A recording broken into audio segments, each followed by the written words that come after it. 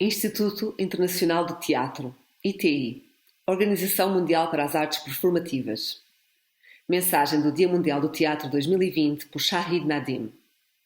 27 de março de 2020, versão portuguesa. Shahid Nadim, Paquistão. O teatro como santuário. É uma grande honra para mim escrever a mensagem do Dia Mundial do Teatro 2020.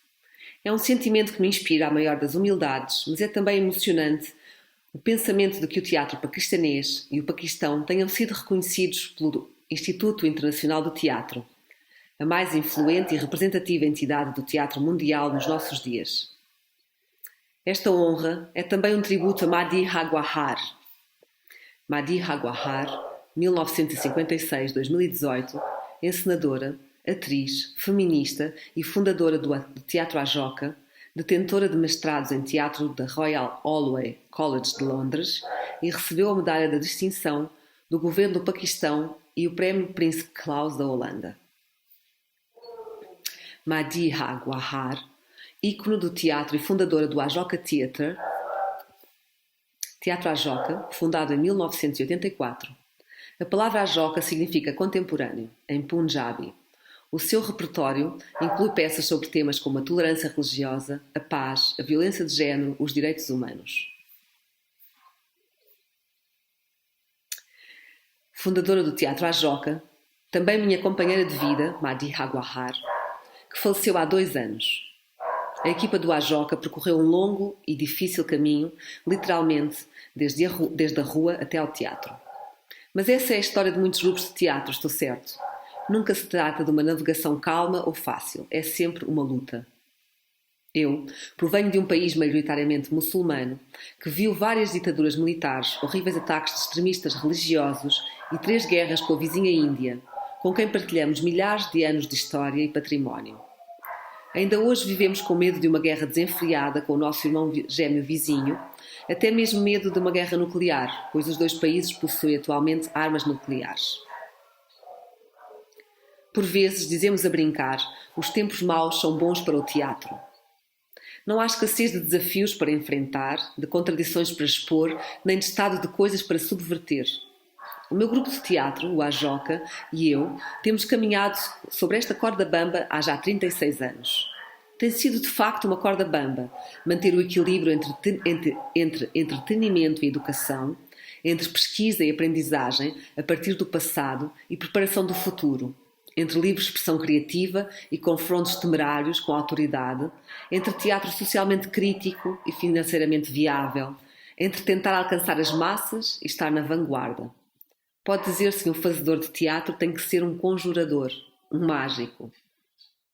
No Paquistão, subsiste uma divisão clara entre o sagrado e o profano. Para o profano não há lugar para o questionamento religioso, enquanto que para o sagrado não existe possibilidade de debate livre ou de novas ideias. De facto, a elite conservadora considera que a arte e a cultura estão fora do seu alcance devido aos seus jogos sagrados. Por isso, o campo de atuação dos artistas performativos tem sido como uma corrida de obstáculos. Primeiro têm que fazer prova das suas credenciais de bons muçulmanos e cidadãos cumpridores e depois tentar demonstrar que a dança, a música e o teatro são permitidos, entre aspas, no Islão. Por isso, um grande número de muçulmanos zelosos têm mantido relutância em aceitar as artes performativas, apesar de existirem elementos de dança, música e teatro associados às suas vidas cotidianas. E, entretanto, nós tropeçámos numa subcultura que tinha o potencial de convocar o sagrado e o profano para o mesmo palco. No Paquistão, durante o regime militar da década de 80, o Ajoca foi criado por um grupo de jovens artistas que desafiaram a ditadura através de um teatro corajoso, política e socialmente dissonante. Eles descobriram que os seus sentimentos, a sua raiva, a sua angústia, já haviam sido exprimidos de uma forma incrível por um bardo sufi, que viveram uns 300 anos antes. Sufismo, a tradição mítica islâmica, que procura encontrar a verdade do amor divino através da experiência pessoal e direta com Deus, tornou-se popular por pregar a fraternidade universal e a oposição ao reforço doutrinário dos ensinamentos religiosos. A poesia sufi maioritariamente manifestada na música, expressa a união mítica através das metáforas do amor profano.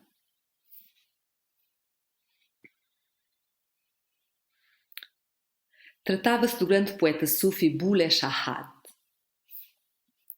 Bulleh Shahad, 1680 a 1757, influente poeta sufi, que escreveu acerca de temas filosóficos completos em linguagem comum. Foi um forte crítico da ortodoxia religiosa e da elite dirigente, tendo sido expulso da cidade de Kassur, acusado de heresia e renegado do direito de sepultura no cemitério da cidade. Popular entre os cantores religiosos e de folclore, admirado transversalmente apesar da divisão religiosa. O Ajoca descobriu que podia manifestar declarações politicamente explosivas através da sua poesia, desafiando uma autoridade política corrupta e uma elite religiosa preconceituosa. As autoridades podiam proibir-nos ou banir-nos, mas não podiam fazer o mesmo a um popular e reverenciado poeta sufi como Bulleh Shahad. Descobrimos que a sua vida era tão dramática e radical como a sua poesia, que lhe valeu condenações religiosas e ostracismo durante a sua existência. Escrevia então Bulha, uma peça acerca da vida e luta de Bulleh Shahad. O Bulha, tal como é afetuosamente mencionado nas massas da Ásia Meridional, pertence a uma tradição de poetas sufi do Punjabi que temerariamente desafiaram a autoridade dos imperadores e dos demagogos clericais através da sua poesia prática. Escreveu na língua do povo e acerca das aspirações das massas. Na música e na dança encontrar os veículos para alcançar uma associação direta entre o homem e Deus, contornando com desprezo os intermediários religiosos exploradores. Desafiaram as divisões de classe e de género e encararam o planeta com deslumbramento, com manifestação do Todo-Poderoso. O Conselho das Artes de Lahore rejeitou o texto, argumentando que não se tratava de uma peça, mas apenas de uma biografia. Contudo, quando a peça foi representada num evento alternativo no Instituto Goethe, o público viu, percebeu e gostou do simbolismo da vida e da poesia do poeta do povo. As pessoas puderam identificar-se totalmente com a sua vida e época e estabelecer paralelismos com a sua própria vidas e épocas. Uma nova forma de teatro nasceu naquele dia em 2001. Música devota de Qawwali, poesia devocional sufi, apresentada por grupos de cantores qawwals, originalmente em santuários sufi que levavam os ouvintes a um estado de êxtase. Então, música devota de Qawwali, dança Damal sufi, Damal, dança estática executada nos santuários sufi, normalmente ao ritmo de tambores, e a recitação de poesia inspiradora, até mesmo o cântico meditativo Zikir. Zikir, canto litúrgico, rítmico, que recita orações e busca a iluminação espiritual, tornaram-se parte da peça. Então, música devota Qawwali, dança da Amal Sufi e recitação de poesia inspiradora, até mesmo o cântico meditativo Zikir, tornaram-se parte da peça. Um grupo de Sikhs, seguidores da fé Sikh, fundada no Punjab no século XV pelo Guru Nanak. Então, um grupo de Sikhs que estavam na cidade para assistirem a uma conferência Punjabi e que apareceram para ver a peça invadiram o palco no final, a chorar, a abraçar e a beijar os atores. Estavam a partilhar o palco pela primeira vez com muçulmanos punjabis após a partição da Índia de 1947, que resultou na divisão do Punjabi em linhas comunais. Bulleh Shahad era tão querido como para os muçulmanos punjabis e para os sufis. Isso transcendia as divisões comunais e religiosas. Só aqui mais uma nota, partição da Índia em 1947. O Estado muçulmano do Paquistão foi separado da Índia em 1947 por entre uma carnificina sem precedentes e uma migração massiva da população. A esta estreia memorável seguiu-se a Odisseia Indiana de Bulleh Shahad. Começando com uma inovadora digressão pela parte indiana do Punjab, Bulha foi representada de les a les na Índia, mesmo em momentos de sérias tensões entre os dois países e em lugares em que o público não sabia uma única palavra de Punjabi, mas adorava cada momento da peça. Ao mesmo tempo que as portas do diálogo político e da diplomacia se iam fechando, uma a uma, as portas das salas de teatro e os corações do público indiano permaneceram abertos de par em par. Durante a digressão do Ashoka pelo Punjab indiano, em 2004, após uma récita muito bem acolhida perante um público rural de pessoas, de milhares de pessoas, um velho acercou-se do ator que interpretava o papel do grande Sufi. O homem estava acompanhado por um jovem. O meu neto está muito mal. Por favor, lance uma bênção sobre ele. O ator foi apanhado de surpresa e disse: Babaji. Babaji, expressão de respeito para um homem mais velho. Babaji, eu não sou Bulleh Shah. Sou apenas um ator a representar este papel. O homem começou a chorar e disse: Por favor, abençoe o meu neto. Eu sei que ele vai recuperar se você o fizer. Nós sugerimos ao ator que concedesse o desejo ao velho homem. O ator lançou uma bênção sobre o rapaz. O velho ficou satisfeito.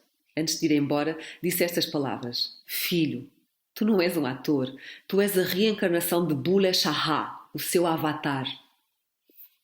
Avatar, reencarnação ou manifestação na Terra de um mestre divino, de acordo com a cultura hindu. De repente, todo um novo conceito de representação de teatro despontou para nós, no qual o ator se torna na reencarnação da personagem que ele ou ela interpreta. Nos 18 anos de digressão de Bullha, reparámos numa idêntica resposta por parte de um público aparentemente impreparado, para o qual o espetáculo não é apenas um entretenimento ou uma experiência intelectual estimulante, mas um emocionante e comovente encontro espiritual. De facto, o ator que interpretava o mestre Sufi Bulleh Shah estava tão profundamente influenciado pelas experiências que ele próprio se tornou um poeta Sufi e desde então publicou 2 coleções de poemas. Os intérpretes envolvidos partilharam que quando este espetáculo começa, eles sentem que o espírito Bulleh Shah está entre eles e parece-lhes que o palco se eleva a um plano superior. Um académico indiano deu o título Quando o teatro se transforma em santuário a um texto que escreveu sobre esta peça. Eu sou um leigo e o meu interesse no sufismo é principalmente cultural. Interessam mais os aspectos artísticos e performativos dos poetas sufi do Punjabi do que aos meus públicos, que podem não ser propriamente extremistas nem pessoas intolerantes, mas antes possuem crenças religiosas sinceras. Explorar histórias como a de Bulleh Shah, e há tantas em todas as culturas, pode tornar-se uma ponte entre nós, os fazedores de teatro, e uma plateia que, mesmo que desconhecedora, pode ser entusiasta. Juntos podemos descobrir as dimensões espirituais do teatro e construir pontes entre o passado e o presente, rumo a um futuro que é o destino de todas as comunidades, crentes e não crentes, atores e velhos, assim como os seus netos. A razão pela qual partilho a história de Bulleh Shah e a nossa exploração de um género de teatro sufi é que enquanto a representamos no palco, por vezes deixamos-nos levar pela nossa filosofia do teatro. A razão pela qual partilho a história de Bulleh Shah e a nossa exploração de um género de teatro sufi é que enquanto a representamos no palco, por vezes deixamos-nos levar pela nossa filosofia do teatro, pelo nosso papel de pronunciadores de mudança social e, ao fazê-lo, deixamos para trás um vasto setor de massas. No nosso compromisso com os desafios do presente, privamo-nos das possibilidades da experiência espiritual profundamente emotiva que o teatro pode proporcionar. No mundo de hoje, no qual a intolerância, o ódio e a violência estão de novo em ascensão, as nações parecem estar umas contra as outras, os crentes combatem outros crentes e as comunidades destilam ódio contra outras comunidades. E, no entanto, crianças morrem de subnutrição, mães morrem no parto por falta de cuidados médicos atempados e as ideologias do ódio florescem.